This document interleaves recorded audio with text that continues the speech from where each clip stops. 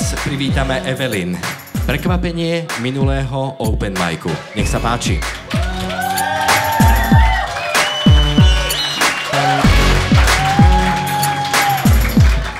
Vážený, ja mám pre vás úplne skvelú novinu. Proste najväčší šmak môjho života, hej. Ja budem televízna hviezda.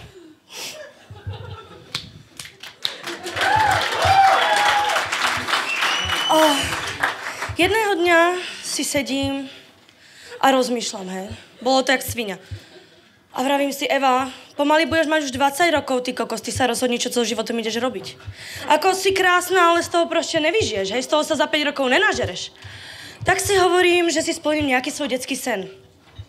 Tak rozmýšľam, bo ja som mala asi 1000, ne, tak vylúčovacou metódou si hovorím, že predávačka ne, lebo matika mi nikdy nešla, modelka tiež ne, pretože to sa musí veľa cestovať, mne strašne špatne, proste v autobusoch, lietadla, všetky tieto veci. Tak si vravím, že počkajte.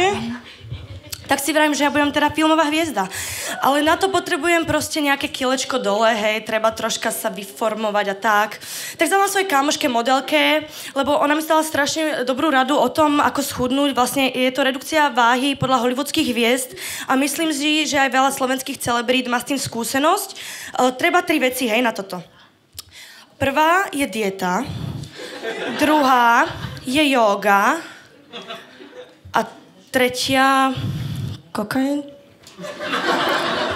A ja si hovorím, že ty kokos, fajn, tak dietu dobre, nežrať to zvládnem, jogu tiež, hej, že pozícia orla, pozícia šamana, proste lotosový kviet to ani nechcete vedieť.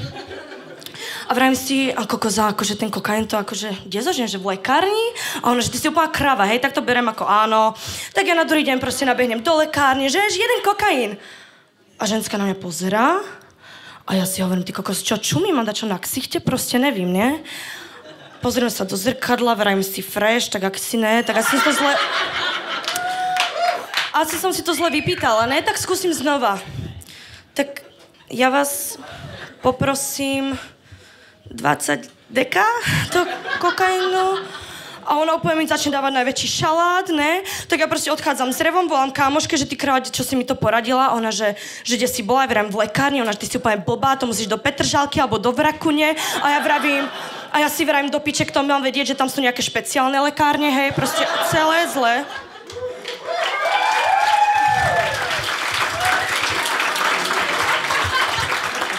A áno, zvládla som to aj bez toho, ako vidíte. Tak teda už si idem splniť ten detský sen, už som v pohode, spoko a prídem do pracovnej agentúry celá nadšená, ne, že ja chcem byť televízna hviezda. Ženská na mňa pozerá, že moja úplne mi tam začala zasa nakladať, lenže ja si vravím, ty ma teraz neojebeš, proste vytiahnem z kabelky Popradskú kávu, Tatianu a vravím si, tak teraz čo? Ona už velice ústretová, hej, poznáme to a nech mi nikto nevypráva, že na Slovensku korupcia neexistuje, hej. No, dobre, tak teda ženská hovorí, že o týždeň sa mám ozvu, všetko ne, tak ja týždeň čakám, o týždeň mi volajú zo súdnej siene, ale ja to odmietem, proste veci z justičného prostredia, to není môj šialok kávy, proste. Tak... Zasa o týždeň mi volajú z nemenovaného slovenského seriálu, že proste hrať rolu. Musím povedať, že to bolo veľmi ťažké natáčanie, aj tie texty, aj to všetko. Na veľa krát sme to natáčali. A ja by som vám teda chcela predviesť, čo som hrala, hej?